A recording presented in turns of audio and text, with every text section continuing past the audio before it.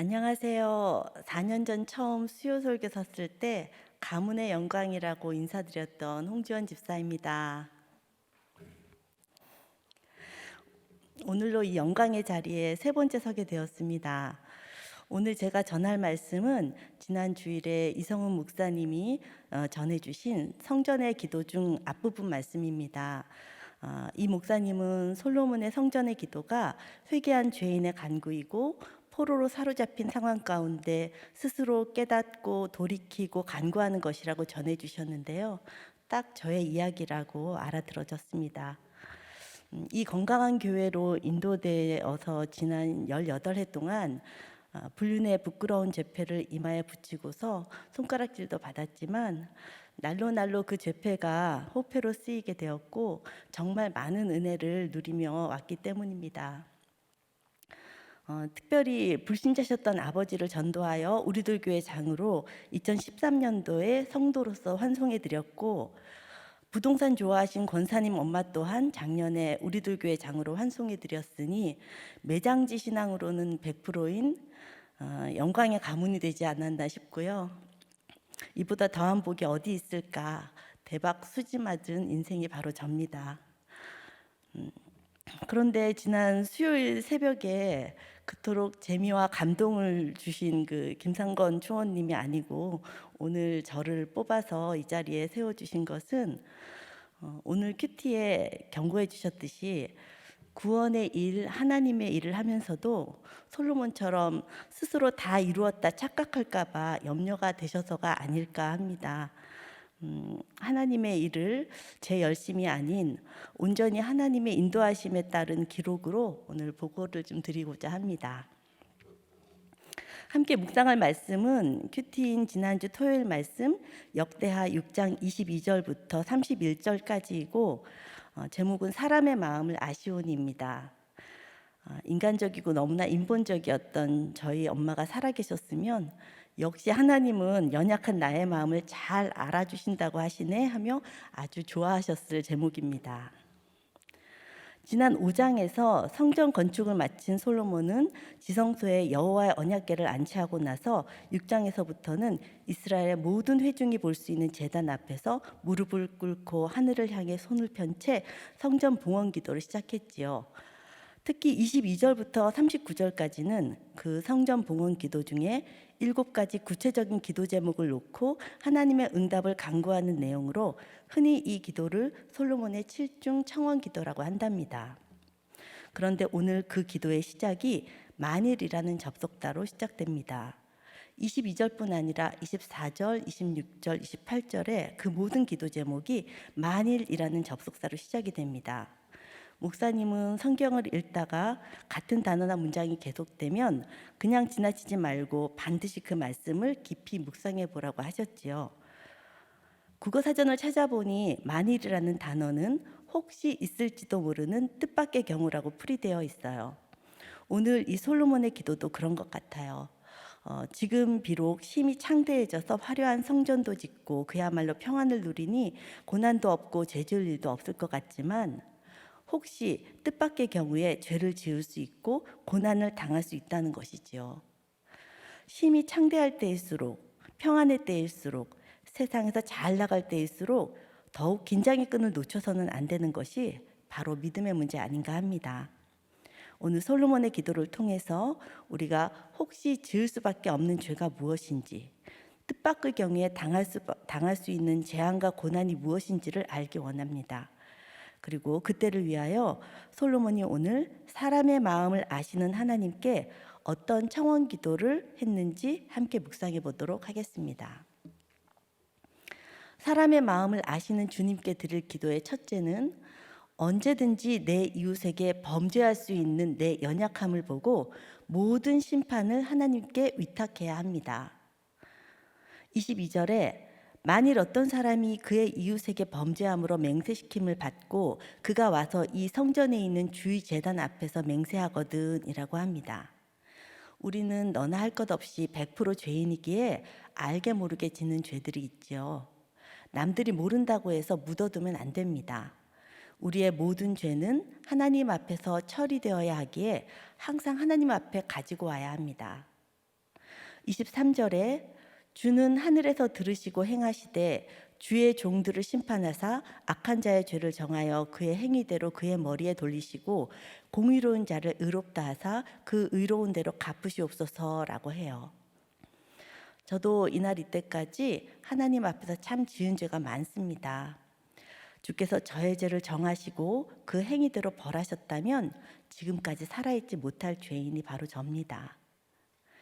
그럼에도 하나님께서 돌이키게 해주심으로 오늘 이 자리에 서 있게 된 것이 그야말로 은혜입니다. 저는 물질 문제로 성격 차이로 싸움이 많으셨던 부모님을 보면서 상처 입은 자녀로 자랐습니다. 그래서 늘 사람들과의 관계에서 갈등이 생길라 치면 일찌감치 양보하고 포기하면서 적당한 거리를 두었고 상처 입지 않으려 애쓰며 살았습니다.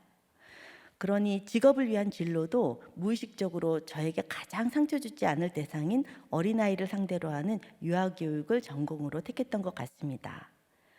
그리고 아이를 낳아서 잘 키워서 상처 입지 않는 부모 자녀 관계가 무엇인지를 만들어 보고자 결혼을 했더랬습니다. 그런데 몇 년이 지내도록 아이는 생기지 않았고 시어머님과 함께 사는 저희 신혼집에 시누이가 날마다 두 아이를 데리고 와서는 머물다 갔습니다. 이런 상태로 시누이 가족들과의 동거가 5년 차에 접어드니 몸도 마음도 지쳐갔습니다. 그런 가운데 어렵게 임신이 되었는데 곧장 계류유산이 되고 말았고요. 그런데 유산으로 인한 마음의 상처가 채 가시기도 전에 왠지 남편의 행동이 수상해서 바람을 피우고 있는 게 아닌가 의심이 되었습니다. 여자들에게는 이런 촉이 좀 있는 것 같습니다. 그런 의심 속에 제가 안색이 좋지 않으니 어느 날 시어머님이 무슨 일이 있냐 물으셨고 그 사람 요즘 이상해요 했는데 단칼에 내 아들이 그럴 리 없다 하시는 시어머님의 답변에 저는 그만 입이 딱 닫히고 말았습니다. 게다가 또 시누이는 2박 3일 동안 저희 집에 눌러 있다가 자기 집으로 돌아가면서 한다는 말이 올케가 눈치를 줘서 가는 거라고 했습니다. 그 말에 어안이 벙벙하고 눈물이 핑 돌았습니다. 그 후 슬프고 우울한 시간을 보내다 남편에게 아무개 후배와 어디까지 갔어? 하고 물으니 깜짝 놀라서 쩔쩔맸습니다. 아무 말도 못함으로 자신의 바람을 인정한 것이었죠. 저는 그때부터 어찌하여 내게 이런 일이 하며 슬픔과 연민에만 빠져 어둠의 밤들을 지냈습니다. 시간이 흘러도 변명도 사과도 명확히 하지 않고 자신의 체면과 자존심만 챙기는 남편의 모습에 남은 기대마저 끊어져서 저는 쿨하고 깔끔하게 이혼을 정하였고 결혼 생활을 훌훌 털고 나왔습니다. 그런데 그때는 그것이 평생 제 이마에 붙이고 살아야 할 죄패가 될 줄은 몰랐습니다. 이혼 후 잠시 동안은 삶에 과중했던 짐을 내려놓은 홀가분한 기분을 맛보았습니다. 그런데 유아교육이 전공인 사람이 자기 아이도 낳아보지 못했다는 불명예가 저의 발목을 잡았습니다. 저는 그러한 과거를 감추고 살고자 저를 누구도 알아보지 못하는 땅 일본으로 떠났습니다. 한국에 있는 모든 인연을 정리하고 영원히 돌아오지 않으려 했습니다. 그런데 그곳까지 저를 찾아와 준 한 교회 언니 덕분에 김양재 목사님의 날마다 큐티하는 여자 책을 읽게 되었습니다. 그 책을 읽는데 이혼한 것이 죄라는 게 깨달아졌습니다. 그리고 진정한 회개는 상대에게 잘못을 고하는 데까지 가야 한다는 내용을 보고는 정말 내키지 않았지만 적용으로 전 남편에게 사과의 편지를 써서 보냈습니다. 그리고 날마다 큐티하는 여자 책을 다 읽고 나니 이혼의 죄 이전에 불신 결혼의 죄도 인정이 되었습니다. 특히나 그 당시 그곳에서 사귀던 사람이 있었는데 교회에 발걸음도 해본 적이 없는 불신자여서 심각하게 고민이 되었습니다. 갈등의 마음으로 현지 한인교회에서 주일 예배를 드리던 날 육신의 정욕, 안목의 정욕, 이생의 자랑을 다 내려놓아야 한다는 말씀으로 찔림을 받았고 저는 일본에 간 지 1년 만에 삶의 방향을 유턴하여 한국으로 돌아오게 되었습니다. 그때가 2003년도 8월 말이었습니다. 와서 보니 마치 저를 위해 준비해 주신 것처럼 우리들 교회가 막 창립되어 있었습니다. 목사님 책을 전해준 그 언니의 인도로 이 건강한 교회를 만나고 이후 저는 계속해서 이혼의 죄와 불신결혼의 죄를 회개하니 제 인생에도 시기마다 날이 새매이 여명이 밝아왔습니다. 점점 말씀이 들리면서 구체적인 회개를 하게 되었는데요. 저의 결혼이 아이 잘 키워서 유아교육자의 자존심을 높여보려는 야망으로 했던 결혼이었음이 깨달아졌고, 저의 이혼 역시나 남편의 바람을 핑계로 시댁에 무거운 짐을 내려놓은 이기적인 이혼이었음을 인정하게 되었습니다. 그리고 조신한 이미지로 과거가 있었던 것을 속이고 결혼했으니 배신은 제 쪽이 먼저였다는 것, 신우이의 아이들을 귀찮아하지 않고 케어하긴 했지만 그건 순전히 유아교육 전공자로서의 자존심에서 비롯된 것이었으며, 언젠가 제가 낳을 아이가 사촌 형제들과 좋은 관계를 맺을 수 있도록 하려는 계산이 깔려 있었다는 것도 깨달아졌습니다. 효자인 전 남편이 모든 얘기를 시어머니 위주로 알아듣는다고 핑계하면서 정작 남편과 소통하기를 포기한 건 오히려 저였다는 것도, 그리고 그 당시 제 강사료 수입이 월 50만 원이었거든요. 꼴랑 그 돈 50만 원 번다고 이혼하고 혼자 살아도 부모님한테 손 벌리지는 않을 거라며 교만하게 이혼한 것도 회개가 되면서 심판받을 제목들을 구체적인 행위대로 고백할 수 있게 되었습니다. 그런데 오늘 솔로몬은 주의 종들을 심판하사 악한 자의 죄를 정하여 그의 행위대로 그의 머리에 돌리시고 라고 기도합니다. 그 기도대로 제가 받게 된 심판이 있었는데요. 40대 초반에 자궁을 적출함으로 영원히 아이 낳지 못하는 여자가 된 것입니다. 지난주 담임 목사님 큐티노트에서 하나님의 거절까지도 감사함으로 받아야 한다고 하셨는데, 정말 저의 행위대로 받은 마땅한 심판임이 인정되었습니다. 아니, 더 이상 유괴자녀에 연연하지 말고 영적 자녀 낳는 인생 되게 하시고자 새로운 국면으로 날이 새게 해주신 후대하심이라고까지 여겨지게 되었습니다. 적용 질문 드리겠습니다. 가족에게, 이웃에게 범죄하였으나 아직 하나님 앞으로 가지고 나아오지 못한 죄는 무엇입니까? 주님 앞에 가지고 나온 맹세를 하늘에서 들으시고 그 행위대로 받은 심판은 무엇입니까? 사람의 마음을 아시는 주님께 드릴 기도 두 번째는 주께 범죄한 내 죄를 사해달라고 기도해야 합니다. 24절과 25절의 솔로몬은 만일 주의 백성 이스라엘이 주께 범죄하여 적국 앞에 패하게 되므로 주의 이름을 인정하고 주께로 돌아와서 이 성전에서 주께 빌며 간구하거든 주는 하늘에서 들으시고 주의 백성 이스라엘의 죄를 사하시고 그들과 그들의 조상들에게 주신 땅으로 돌아오게 하옵소서라고 간구합니다. 우리는 하나님의 전신갑주를 입지 않으면 사단과의 싸움에서 패할 수밖에 없는 인생들입니다. 날마다 큐티를 할지라도 저마다 주의 이름을 인정하지 않는 부분이 남아있기에 패하게 되는 것입니다. 그러나 또 한편으로는 우리가 적국 앞에 패하는 것이 축복입니다. 패함으로 인해 돌이켜 주께 빌며 간구하게 되기 때문이지요. 그리하면 주께서 하늘에서 들으시고 주의 백성 이스라엘의 죄를 사하여 주신다고 합니다. 뿐만 아니라 그들과 그들의 조상들에게 주신 땅으로 돌아오게 하신다고 해요. 실족된 믿음까지도 회복시켜 주실 것입니다. 저야말로 이 은혜를 고스란히 입은 자입니다. 저에게는 이혼과 불신결혼의 죄보다 더 반짝반짝 닦아 빛나는 죄패가 있습니다. 그것은 바로 불륜의 죄입니다.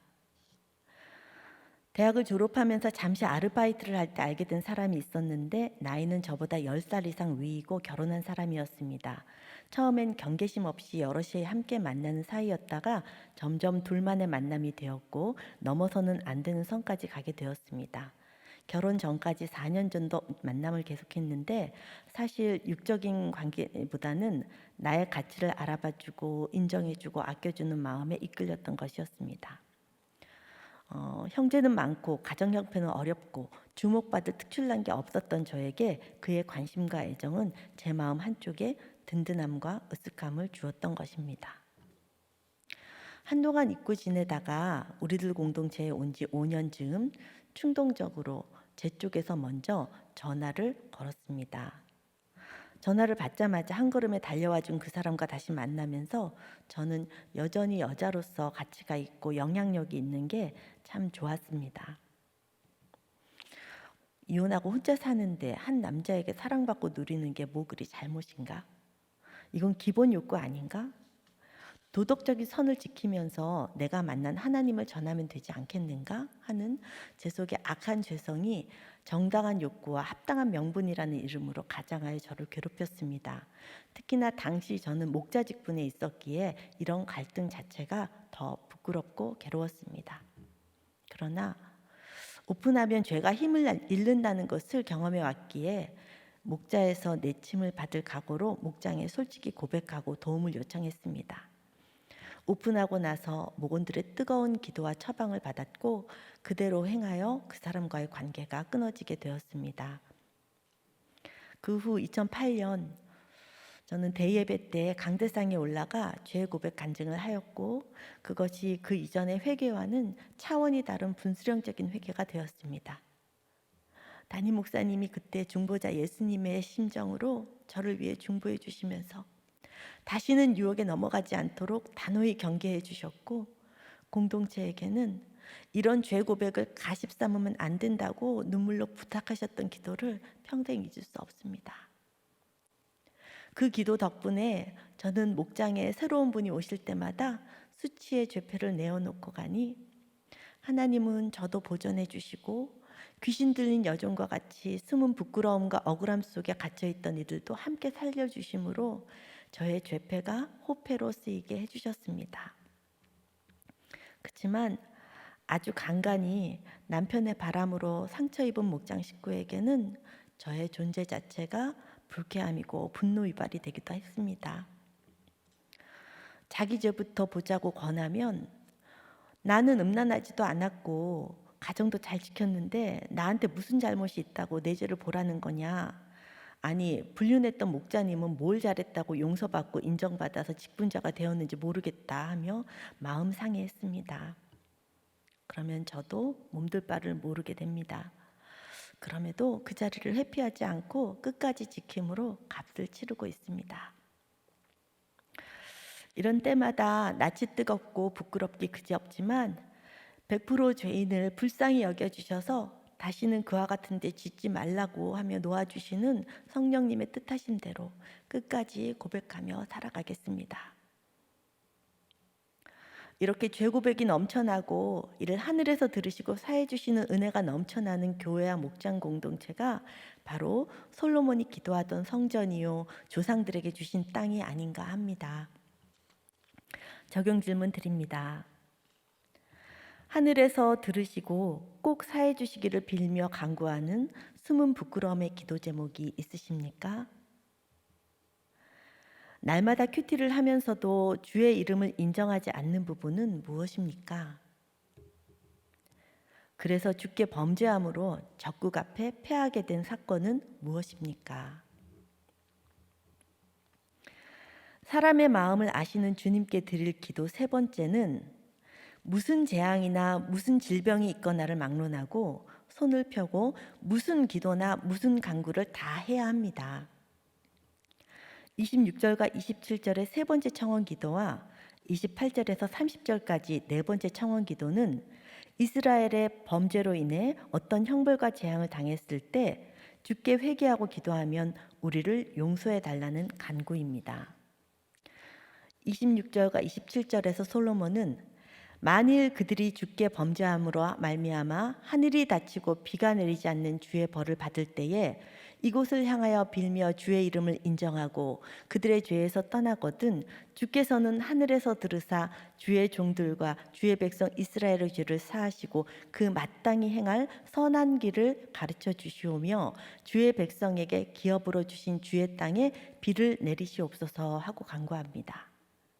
그리고 28절과 29절에서도 만일 이 땅에 기근이나 전염병이 있거나 곡식이 시들거나 깐부기가 나거나 메뚜기나 황충이 나거나 적국이 와서 성읍들을 에워싸거나 무슨 재앙이나 무슨 질병이 있거나를 막론하고 한 사람이나 혹 주의 온 백성 이스라엘이 다 같이 각각 자기의 마음의 재앙과 고통을 깨닫고 이 성전을 향하여 손을 펴고 무슨 기도나 무슨 간구를 하거든 각 사람의 마음을 아시는 주님께서 반드시 그의 모든 행위대로 갚으시옵소서 하고 기도합니다. 그러니 내 집안에 무슨 재앙이나 무슨 질병이 있어도 그렇습니다. 믿는 내가, 말씀이 들리는 나 한 사람이 성전을 향하여 손을 펴고 무슨 기도나 무슨 간구를 하면 하나님께서 반드시 응답해 주실 줄로 믿습니다. 목사님은 한 영혼이 살아야 가정이 살고 교회가 살고 이 나라가 산다고 하셨지요. 나 한 사람의 회개와 나 한 사람의 적용이 내 집안을 살리고 교회를 살리고 나라를 살릴 줄 믿습니다. 2년 전입니다. 2019년 5월 15일 제가 수요 설교를 마치고 집에 들어온 밤이었습니다.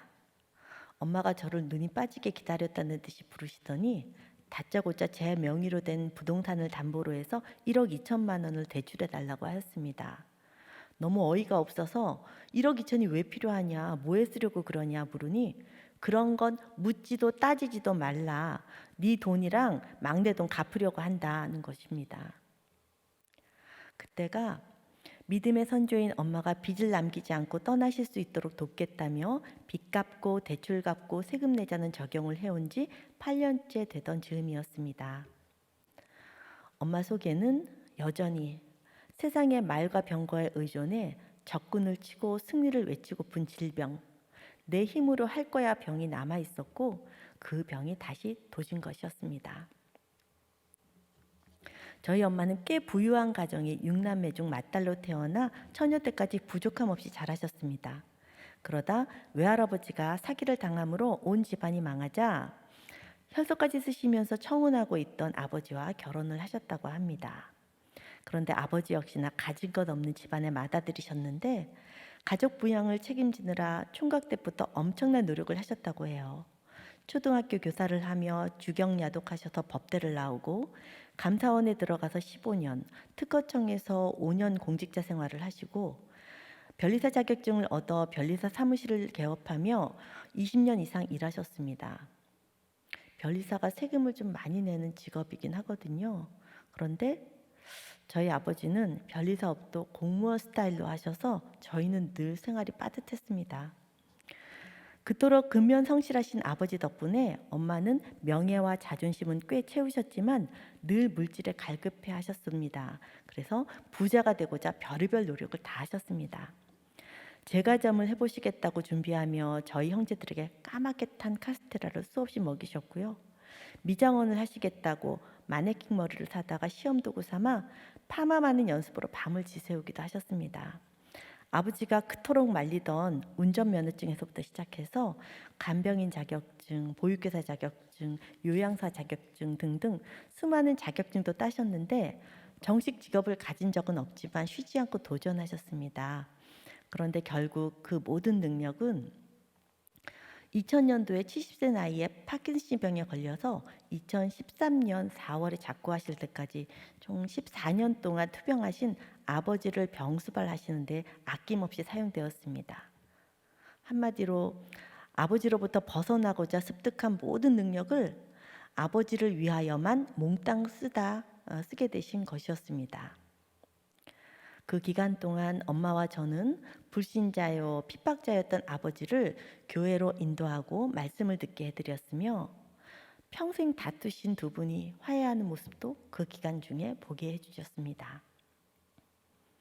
그런 가운데서도 엄마의 돈 벌기 위한 도전은 끝이 없었습니다. 그 중에서도 특히 부동산 투자는 들인 공에 비하여 성취감이 너무나 컸습니다.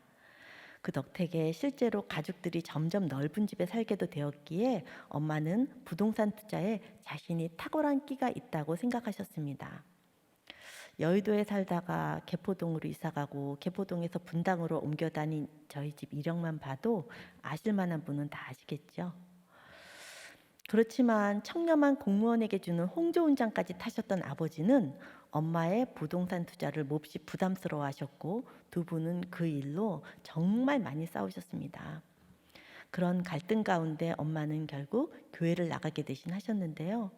그렇지만 신앙의 목표도 이 땅에서의 풍요였기에 기복적인 믿음을 넘어서진 못하셨습니다. 그런 가정에서 저희 5자녀는 가정에 대한 혐오감, 결혼에 대한 부정적인 인식을 가지며 자라났습니다. 다 커서 보니 엄마의 부동산 투자는 투기나 별반 다름이 없었습니다. 이 아파트를 담보로 대출을 받아서 저 아파트를 계약하고 또 저 아파트를 담보로 또 다른 아파트를 구입하는 시기여서 아무리 설명을 들어도 얽히고 설킨 내용을 파악하기가 쉽지 않은 지경이었습니다. 자녀들 중에서도 목장에서 다른 사람 얘기 듣는 훈련이 된 저만 유일하게 알아들었습니다. 그러다 10년 전 2011년 3월 3일이었습니다. IMF에 이어 리먼 브러더스 사건으로 타격을 입은 부동산 경기가 좀처럼 침체를 벗어나지 못하자 엄마의 얼굴빛이 점점 어두워졌습니다. 아파트는 값도 오르지 않았고 팔리지도 않았습니다. 계약금만 지불하고 중도금은 대출로 때운 아파트가 8개나 되었습니다. 그나마 그중 한두 개를 제외하고는 임대 아파트여서 명의자가 따로 있어 복잡함은 몇 배나 되었습니다. 게다가 물물교환식으로 인수했다가 사기를 당해 소송에 걸린 상가 물건도 하나가 있었습니다. 물건을 그렇게 포기하자고 해도 그때 워낙 부동산 경기 침체가 되어 있었기 때문에 몇십억은 되는 그 대출 빚을 해결할 방법이 없어서 처리가 되지를 않았습니다. 당장 대출이자도 감당이 안 되는 상황이었습니다. 그야말로 엄마에게 하늘이 닫히고 비가 내리지 않아 온몸이 타들어가는 사건이 온 것입니다. 그때 저는 그런 엄마에게 그동안 크리스찬으로서 물질 관리를 잘못해온 것 회개해야 한다고 바른 소리를 했습니다. 평소 같으면 그럼 예수 믿으면 다 가난뱅이로 살아야 한다는 거냐? 하고 반박하던 엄마였는데 그날따라 그래 다시는 안 한다. 잘못했다. 엄마가 다 잘못 살았다 하고 인정하셨습니다. 그 엄마의 고백을 회개로 받아들인 저는 우리 집안 믿음의 선조로서 엄마가 빚을 남기지 않고 돌아가실 수 있도록 빚을 정리하는 데에 돕겠다고 약속을 하였습니다. 그리하여 지난 10년 동안 저는 엄마의 빚 일부를 떠안아 갚기도 하고 이자를 대신 감당하기도 하면서 그 약속을 지켜나갔습니다. 그 사이 엄마와 크게 3번의 부딪힘의 사건이 있었는데요. 그때마다 하나님의 음성으로 듣게 해주셔서 엄마가 아닌 제가 도리어 양육되는 계기가 되었었습니다. 첫 번째는 처음에 약속을 어기고 엄마가 저 몰래 다단계에 투자한 것을 알게 되었을 때였습니다. 어떻게 그럴 수가 있느냐. 전에도 다단계 하다가 돈 뜯긴 적 있었지 않았냐. 한두 번도 아니고 엄마가 어린애냐 하며 밤새 엄마를 다그쳤습니다. 그때 엄마는 이런저런 변명을 하시다가 마지막에 그래 나 6살이다 하고 소리를 꽥치셨는데 엄마가 6살의 감성과 판단을 하기에 매번 똑같은 유혹에 넘어가고 속고 그러는 거로구나 하고 알아졌습니다. 그 후로는 6살로 여기니 화가 나지 않았고 어린애 달래듯 하며 지낼 수 있었습니다. 두 번째는 대출빚 독촉이 턱에까지 차올라서 극한 상황에 처한 엄마를 위해 적금까지 깨서 부족한 돈을 융통에 들였을 때입니다. 제가 사방팔방에 부동산을 왜 그리 벌려가지고 하면서 푸념을 했더니 오히려 엄마가 저에게 대뜸 그럼 너는 왜 부동산 하냐? 이렇게 되받아치셨습니다. 물에 빠진 사람 건져준 상황에서 듣기엔 좀 황당한 소리였지만 그 음성 또한 하나님의 음성으로 듣게 되었습니다. 그렇지, 나는 명색이 우리 두 개의 목자인데 세상에서 구별되게 산다고 하면서 더 좋은 집, 더 안정된 여건에 집착하는 모습이라면 정말 덕이 안 되겠다. 이렇게 회개가 되었고 앞으로 노후가 불안해도 투기는 물론 투자로라도 부동산을 하지 않겠다는 마음을 먹게 되었습니다. 세 번째는 작년 초에 제가 근무하던 곳을 사직하게 되었을 때의 일인데요. 사직의 간접적인 이유가 앞서 얘기했던 1억 2천 대출 문제로 엄마가 매일매일 폭력적인 원망의 문자를 보내면서 저를 괴롭혀왔던 때였기 때문에 사직에 대해 엄마를 탓하는 말투를 제가 했습니다. 그랬더니 엄마는 내가 대출해달라고 닥달했던 것과 네 직장이 무슨 상관이 있다고 그러냐? 그 문제는 별개다 하시는 하시는 거였어요. 그때 순간적으로 '아 맞다. 하나님이 허락하지 않은 일은 일어나지 않는 법이지. 내 인생의 진로는 하나님이 진행하신 일이지 엄마 탓할 일이 아니라고 주님이 말씀해 주시는구나. 이곳을 사직해도 앞으로 하나님이 인도하여 주실 곳이 있으시겠구나.' 하고 깨닫게 되었습니다. 하나님만이 상급되는 새로운 국면으로 저를 나아가게 해 주었던 것 같습니다. 담임 목사님은 성령의 진행 설교에서 여러 날이 지나서야 성령의 진행을 본다고 하셨었지요. 처음에는 저는 엄마의 물질 가치관이 바뀌기를 기대하였습니다. 그런데 하나님은 시마다 때마다 엄마가 아니라 말씀 듣는 저에게 물으셨고, 아직 말씀 안 들리는 엄마에게 말씀 들리는 너는 어떻게 대하겠느냐 하고 질문해 주시는 것 같았습니다. 그래서 때마다 저의 욕심, 저의 물질관, 저의 이기심을 보게 해주셨습니다. 그렇게 저를 새로 고쳐주시니 얼마나 감사한지 모릅니다. 뿐만 아니라 엄마를 도우며 실제로 손해를 감수하는 모습을 보인 것이 가족들이 저를 신뢰하고 따르게 되는 일이 되었고, 또 실제로 영적 가족의 수도 더 많게 해주셨습니다. 그리고 바로 지난해 여름의 일입니다. 지난 10년 동안 엄마의 소소한 반란과 배신이 있긴 했지만 하나님이 10년 전 그날의 약속을 들으시고 사하시고 길을 가르쳐 주셔서 지난해 8월 감사하게도 마지막 물건을 처분하는 계약을 하게 되었습니다. 그런데 아이러니하게도 같은 날 엄마의 암 소식도 듣게 되었습니다. 위암이 간과 복부 림프절에 전이된 상태라서 수술도 항암 치료도 아무것도 할 수 없는 상태에 말기암이란 선고를 받으셨고, 조금도 손을 쓸 수 없는 캄캄한 밤을 맞이한 것입니다. 사실 오랜 세월 부동산을 하시며 대출도 능력이라고 믿고 있던 엄마한테 제가 제1금융권 은행의 대출을 갚아버리자고 하는 것은 참으로 정말 어리석게 들리는 제안이었을 겁니다. 특히나 20년 전 아버지께서 파킨슨병으로 아프게 되자 운영하시던 변리사 사무실을 정리하는 가운데 미납된 세금이 적지 않았는데, 자녀들이 매달 드리는 것으로는 병원비와 간병비로도 근근히 메어갔기에 미납 세금을 정리하기란 참 어려웠거든요. 그러나 저는 부동산이 정리될 때마다 그 미납 세금부터 쪼개서 내자고 엄마한테 했었습니다. 근데 80세가 넘으신 부모님께는 조만간 저절로 면제될 세금일지라도 다 내자고 하는 제가 지나친 고지식으로 여겨질 뿐이었을 것입니다. 그럼에도 저는 담임 목사님의 어록인 있으면 먹고 없으면 금식하고 죽으면 천국 가자를 흉내내어서 엄마한테 빚 갚고 대출 갚고 세금 내자를 모토로 적용하자고 권면했고, 이를 엄마도 순순히 따라주셨습니다. 이런 손해보는 적용을 하는 동안 하나님은 제게 하늘에서 다 보고 계시다는 듯한 징표를 두어 번 보여주셨습니다. 그렇게 아버지의 마지막 세금을 다 내고 나서 세무 담당자로부터 부모님이 성실 납세자라고 칭찬까지 듣고 2주가 지난 무렵입니다. 아버지가 파킨슨병에 힘든 육신의 감옥에서 놓여나 편안히 숨을 거두셨습니다. 마치 평상시 청렴 결백하신 성품대로 세금이 말끔히 정리되기를 기다리기라도 하셨다는 뜻이 말입니다. 이것이 엄마와 저에게 하나님이 지켜보고 계신 첫 번째 징표가 되었습니다. 두 번째 징표는 정리 리스트에 있던 한 아파트를 엄청 손해를 감수하고 매매한 다음 달에 믿기 어려운 일이 생겼는데요. 8년간 사기로 소송에 걸려 거의 포기했던 상가 물건에 대해 승소하였고, 또 소유권이 온전히 돌아온 것이었습니다.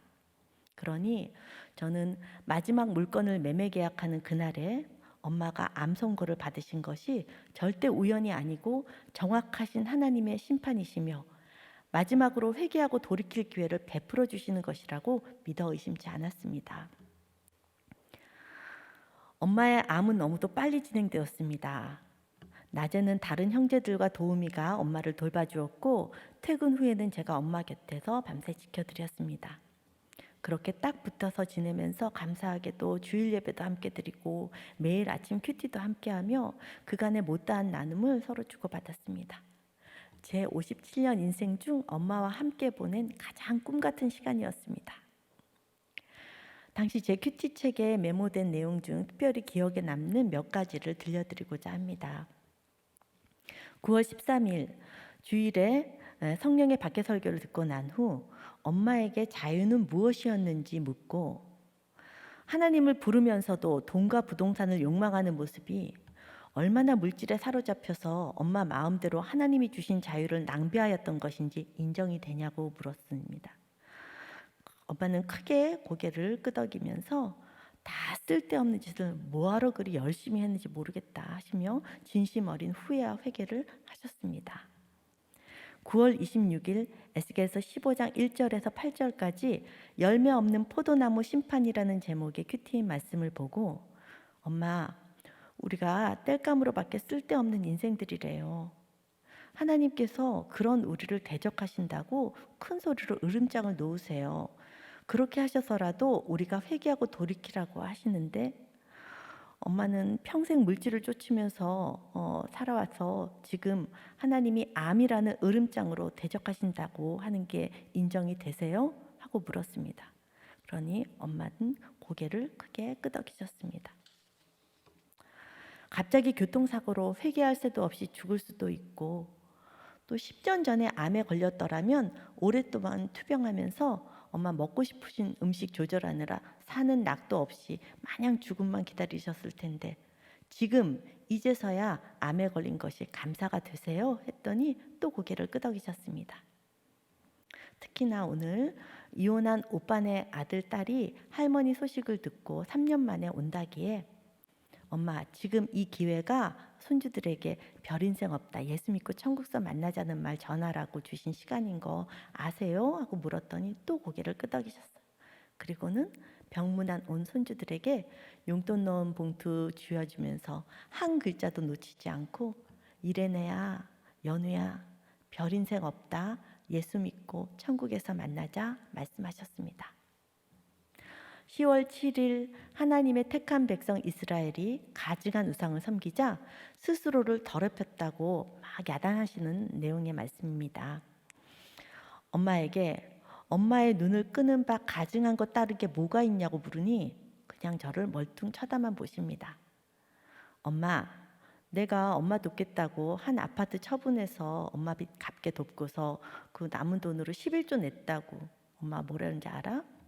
뭐가 급하다고 돈을 홀레당 11조부터 내버리냐? 화냈던 거 기억나요?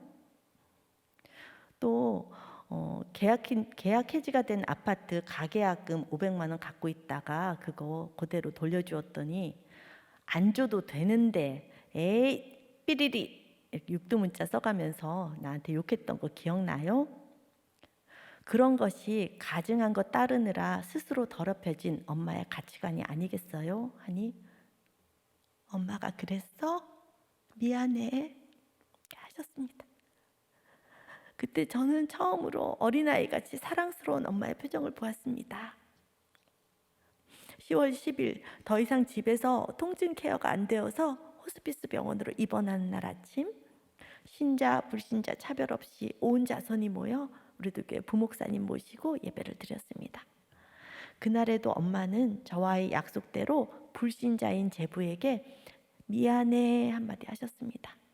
무슨 뜻의 사과인지 몰라 의아해하는 제부에게 제가 예수 믿는다면서 늘 부동산과 돈만 쫓는 모습 보인 장모를 용서해 달라는 말씀이세요 하고 설명해 드렸습니다.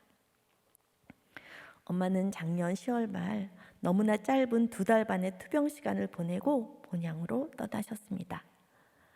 지난 10년간 약속을 하고 적용을 해도 도무지 변하지 않던 엄마였는데 마지막 심판 앞에서 기회를 놓치지 않고 모든 죄를 인정하시며 고맙다, 미안해, 용서해, 사랑해, 예수 믿고 천국에서 만나자 하는 최고의 유언을 확실히 남겨주셨습니다. 놀라운 건 8년 전 아버지 장례 예배 때 말씀이 요엘서였고요. 작년 엄마 마지막 2달간 주신 말씀이 에스겔서였는데요. 메시지가 똑같았습니다. 심판이라고, 여호와의 날이 가까웠다고, 심판하시는 이가 여호와라고 하시고요. 너희는 이제라도 금식하고 울며 애통하고 마음을 다하여 내게로 돌아오라고 너희를 향기로 받겠다고. 여호와께서 자기 백성을 불쌍히 여기실 것이고 내가 너희 하나님 여호와가 되고 너희는 내가 여호와인 줄 알고 누구든지 여호와의 이름을 부르는 자는 구원을 얻는다고 써 있었습니다. 그래서 아버지의 구원도 엄마의 구원도 모두 하나님이 이루셨다는 것을 확신하게 되었고 천국에서 두 분이 다시 만나셨겠구나 하였습니다. 마지막 적용 질문 드립니다. 지금 내 인생에 하늘이 닫히고 비가 내리지 않는 사건은 무엇입니까? 이 사건이 주의 벌인 것이 인정되시나요? 이 재앙 같은 고난 가운데 깨달아지는 나의 죄는 무엇입니까? 내가 회개함으로 죄를 사하여 주시고 가르쳐 주신 마땅히 행할 선한 길은 무엇입니까? 요새는 무슨 고난이 있어요? 고난이 없는 게 고난입니다, 목사님. 그러게 글쎄 저기 막 상가도 생기고 네, 아파트도 생기고 네. 그거 어떻게 해요 그럼? 그러니까 제가 예, 다 잃을 거를 각오하고 그 일을 시작했고 예, 제가 무슨 자산이 이렇게 있었던 사람이 아니거든요. 예, 그 엄마가 정말 죽을 것처럼 자살이라도 할 것 같은 예. 모습이셔서 내가 돕겠다고 했던 네. 것인데 하나님이 다 들으시고 그 어느 것도 잃게 하지 않으셨어요. 아 그러니까 저기 11조 내고 세금 내니까 막 네. 돈을 쏟아부어 주시네 하나님이.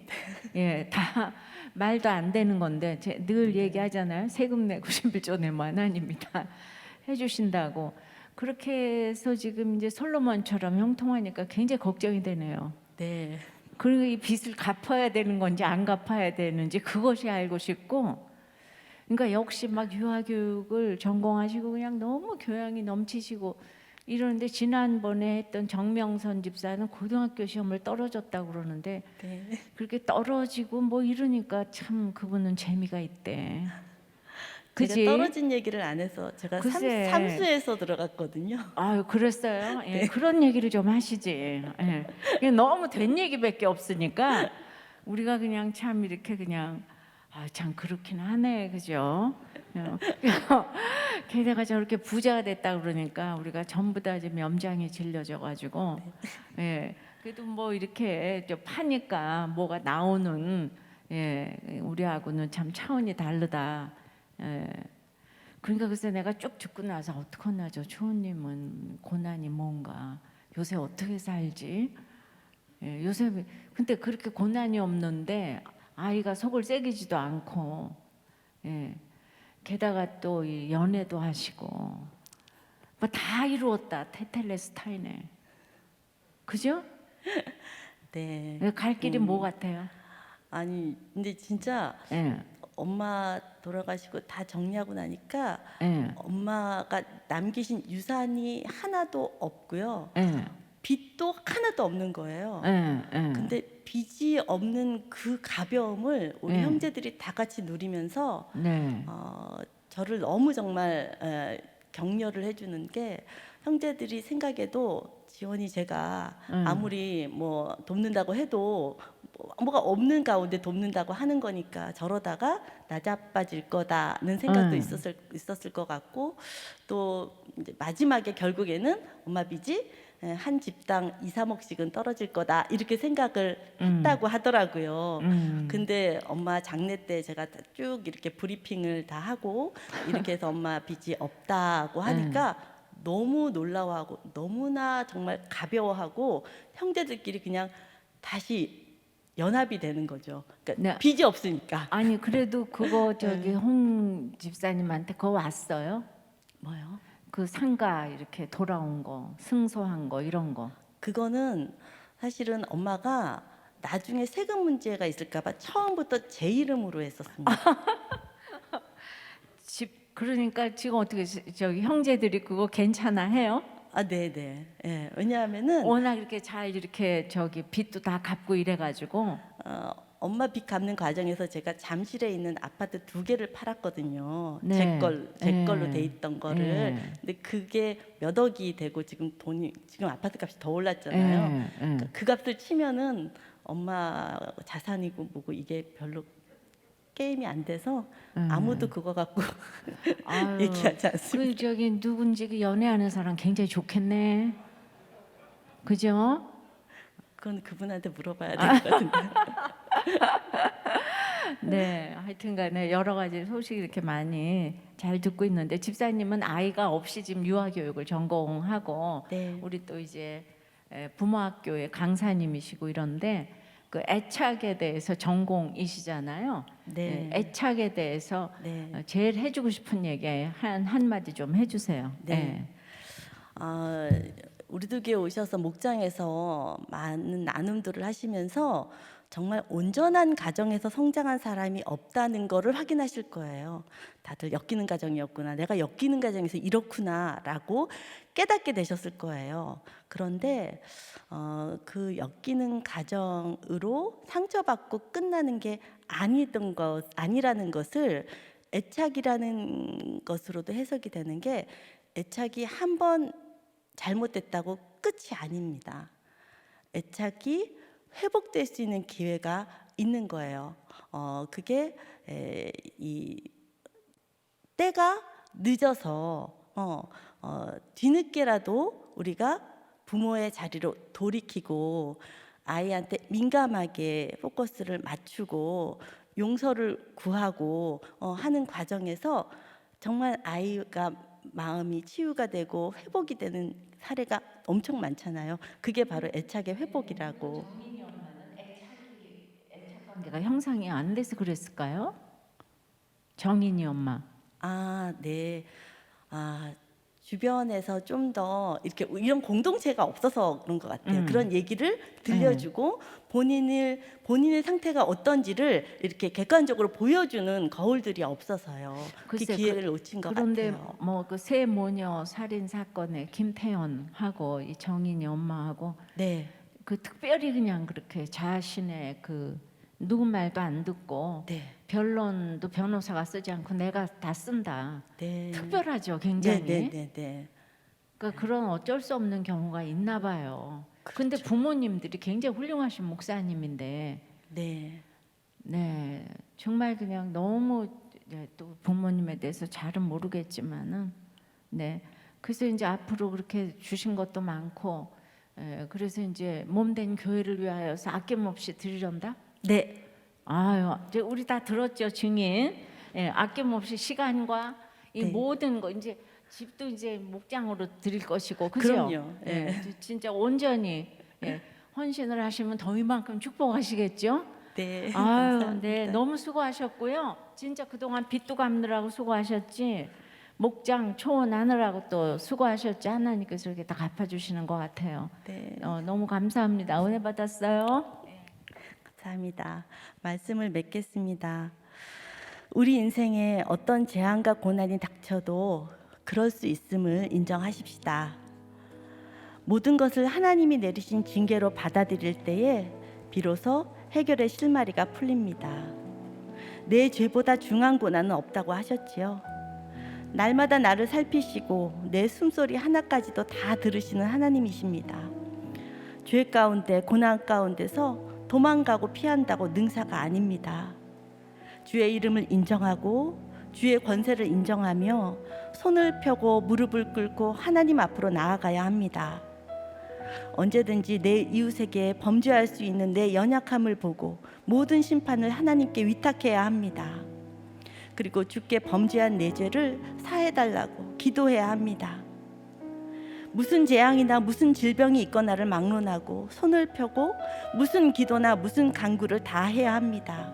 그리하면 사람의 마음을 아시는 주님께서 100% 응답해 주실 것입니다.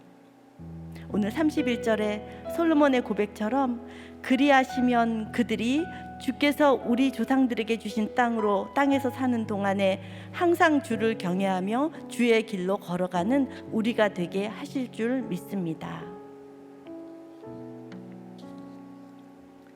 기도하겠습니다.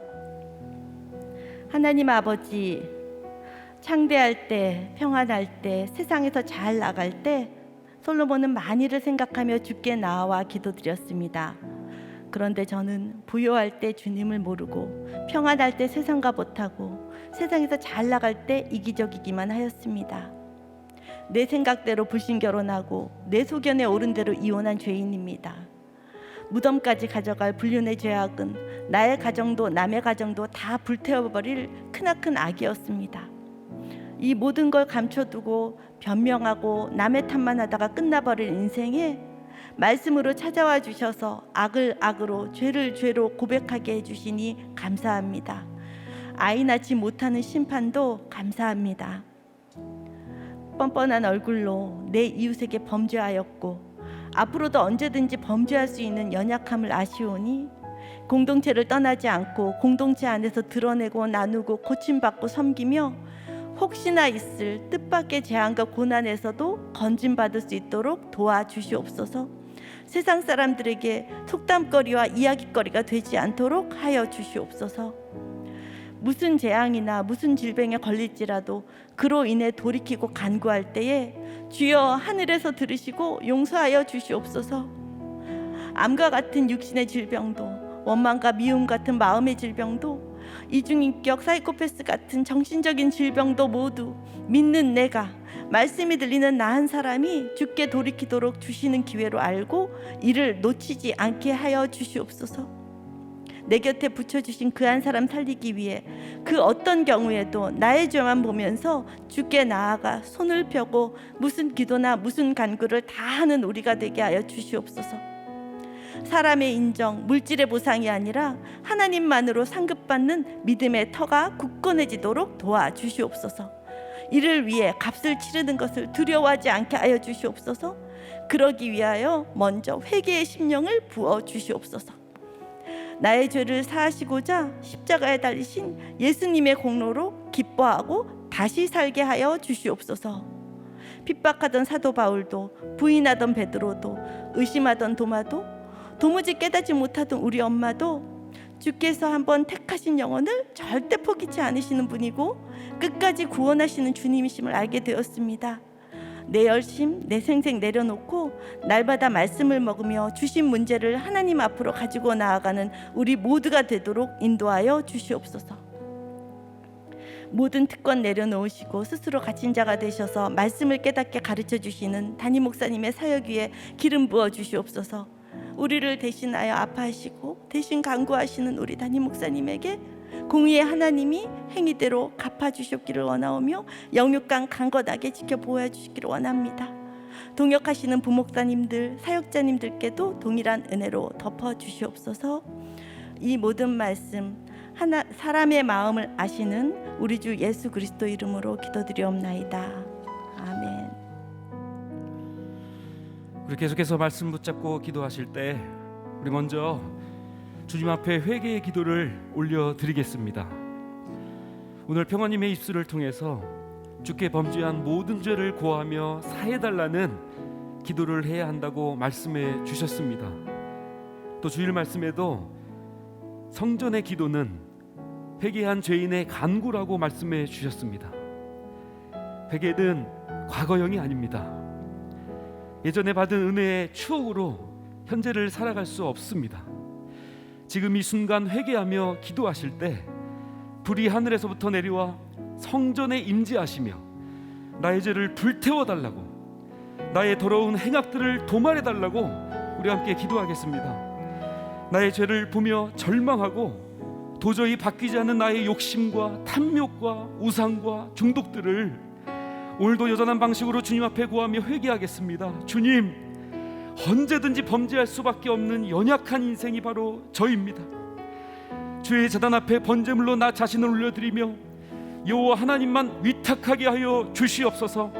무슨 재앙이나 무슨 질병이나 어떠한 고난의 사건이라도 막론하고 나의 죄를 보며 회개하는 구원의 사건이 되게 하여 주시옵소서.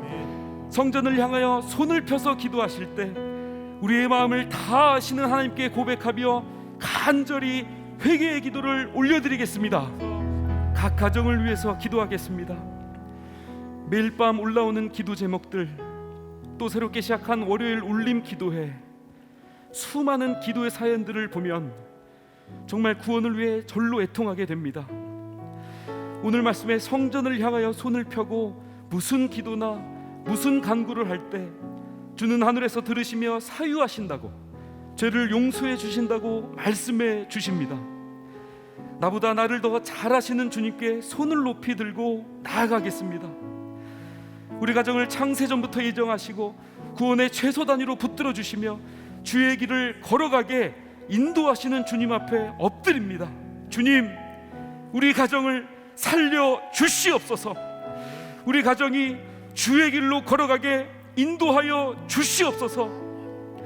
또 특별히 각 가정과 목장의 우리 자녀들, 우리 다음 세대들을 놓고 기도해 주시기 바랍니다. 담임 목사님의 성령의 열림 설교 때 살충제를 먹고 자살 시도한 우리 고2 아들, 공동체의 간절한 기도로 회복되어 태어났다고 합니다. 공동체 덕분에 감사하다고 기도에 응답합니다. 간수처럼 홀로 남겨진 것 같아 자결하려던 우리 아내가, 우리 아이가 내 몸을 상하지 말라, 우리가 다 여기 있노라, 이 말씀이 들리고 함께가 된 공동체의 기도 덕분에 회복되어 가고 있습니다. 우리 자녀들을 위해서 기도해 주실 때 온몸에 자해의 상처들, 또 팔뚝에는 바코드 자국이 깊게 파여 있고 살 소망이 없어 이미 죽은 것과 다름이 없는 자살 충동에 빠져 있는 우리 자녀들을 하나님께 의탁하며 하나님이 신방해 주시며 친히 말씀이 되어 만나 주시도록 간절하게 기도해 주시기 바랍니다. 각 가정마다, 집집마다 구속사의 말씀과 믿음의 선을 물려주며 영적 후사를 낳는 최고의 축복을 달라고, 또 불신 가족들을 영혼 구원을 위해서 각 가정에서 예배가 회복되며 말씀이 흥황케 되기를 간절하게 기도하겠습니다. 우리 계속해서 교회와 나라와 민족을 위해서 기도하겠습니다. 코로나의 무덤에 갇혀 고통 중에 있는 분이 계십니까? 확진되어 고통 중에 있는 분들과 그 가족들을 위해서, 경기 침체로 힘들어하고 있는 실직, 폐업, 구직자들을 위해서, 또 수험생, 입시생, 재수생, 취준생들을 위해서 함께 기도하겠습니다. 또 인권으로 포장해 주권의 자리를 범하는 차별금지법을 막아주시고 동성애를 옹호하며 가르치는 성인지 교육 법안이 통과되지 않도록, 동성결혼과 일부 다처제를 주장하고 있는 건강가정기본법을 막아주시고 한 영혼이 귀하고 살리는 태아생명보호법이 제정되도록 간절하게 기도해 주시기 바랍니다. 또 이제 곧 시작되는 싱크 양육과 모유탕 큐티 목회 세미나, 현재 진행 중에 있는 모든 양육에 기름 부어주시고 구원을 위한 이 귀한 사역에 우리 담임 목사님, 영육관에 강건하게 하여 주시고 이 시대적 사명을 잘 감당하실 수 있도록 기도해 주시기 바랍니다. 오늘처럼 비대면으로 예배를 드리더라도 우리는 온라인으로 대면하며 중목장으로 얼굴을 대면하며 예배할 수 있기를, 오늘처럼 비대면으로 예배를 드리더라도 우리는 말씀으로 오신 하나님의 얼굴을 대면하며 예배할 수 있기를 우리 교회와 나라와 민족을 위해서 우리 다 함께 기도하겠습니다. 사랑의 하나님, 오늘 큐티 말씀을 통하여 솔로몬이 여호와의 전과 자기의 궁궐을 20년 동안 건축하기를 마쳤지만 하나님이 주신 땅을 쓸모없는 땅 가불이라 여겼고 가나안에 잔존되어 있는 우상들과 정략결혼으로 수많은 아내들을 통해 들어온 우상 숭배의 씨를 뿌리게 됨을 보게 됩니다. 저도 우리들 교회 와서 25년간 집 나간 아버지가 돌아오셔서 가정예배 때마다 날마다 온 가족을 눈물 바다로 만드시는 아버지 때문에 이제 성전을 다 지었다고 오만하였고, 결혼 9년 차의 난임의 고난 중에 이제 임신 8개월 차 딱풀이도 허락해 주셔서 솔로몬처럼 성전과 궁궐을 다 지었다고 착각한 죄인이 바로 저입니다. 영광의 최정점에서 길을 잃고만 솔로몬처럼 고난이 다 해결되었다고, 이제 다 완성되었다고 착각하며 말씀에 소홀히 하고 불규칙적인 생활 습관으로 인하여 대사증후군, 지방간, 하열성 대장염의 사건으로 찾아오셔서 생활 예배가 무너지고 거룩하지 못한 성전을 짓고 있는 저를 발견하게 해 주셔서 감사를 드립니다. 주님이 거하시는 제 몸인 성전을 게으름과 식탐과 탐욕으로 더럽힌 저를 용서하여 주시옵소서. 아내의 임신 당뇨 사건으로 하루에 4번씩 피검사를 받으면서 언제든지 넘어지고 먼지와 같이 연약한 죄인임을 깨닫게 해주셔서 감사를 드립니다. 건축한 것도 없는데 교만한 저를 불쌍히 여겨주시고 이룬 것도 없는데 허세로 치장하는 저를 용서하여 주시옵소서. 이제는 말씀 따라 날마다 회개하며 회개한 죄인의 간구를 통해 오직 예수님 한 분만으로 기뻐하는 인생 되게 하여 주시옵소서. 하나님 아버지, 코로나로 힘들어하고 있는 우리나라와 이 지구촌을 불쌍히 여겨 주시옵소서. 길어지고 있는 팬데믹 속에서 최전방에 수고하시는 방역당국과 질병관리본부와 의료진들에게 힘을 주시옵소서. 각자의 자리를 잘 지키고 질서에 순종하여 인내함으로 코로나 사태가 진정되게 하여 주시옵소서. 경기 침체, 경제적으로 힘든 가정과 또 아픈 지체들, 그리고 우리 다음 세대 자녀들에게 말씀으로 회복하는 힘을 주시고, 억울하고 원통하고 환난당하고 빚진 자들이 주님을 만나는 구원의 사건이 되게 하여 주시옵소서. 늘 구속사의 말씀으로 인도해 주시는 담임 목사님, 영육간의 강건함을 주시고 방송 문서 큐티 사역에 기름 부어 주시옵소서. 세계 각국 선교사님들과 가족들에게 영육간의 강건함을 주시고 영적 후사를 낳는 최고의 축복을 허락하여 주시옵소서.